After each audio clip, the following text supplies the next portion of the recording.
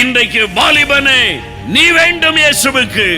வாலிப மகளே நீ வேண்டும்.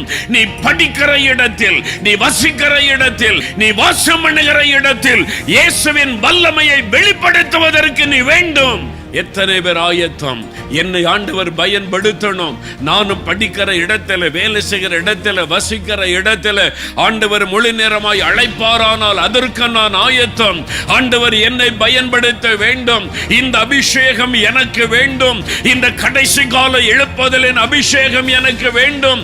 கடைசி கால எழுப்புதலுக்கான யோவேல் தீர்க்கதரிசியினால் உரைக்கப்பட்ட அந்த அபிஷேகம் எனக்கு வேண்டும். இந்த வல்லமையின் அபிஷேகம் எனக்கு வேண்டும். இந்த வரங்கள் எனக்கு வேண்டும் என்று யார் விரும்புகிறீர்களோ உங்களுக்கு கொடுக்க இயேசு ஆயத்தமாயிருக்கிறார்.